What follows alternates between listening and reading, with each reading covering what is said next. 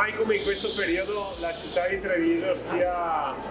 facendo parlare di sé nel mondo e credo che tra gli elementi che fanno in modo che la gente nel mondo ne parli bene ci sono di certo i nostri prodotti enogastronomici, tra i quali il raboso.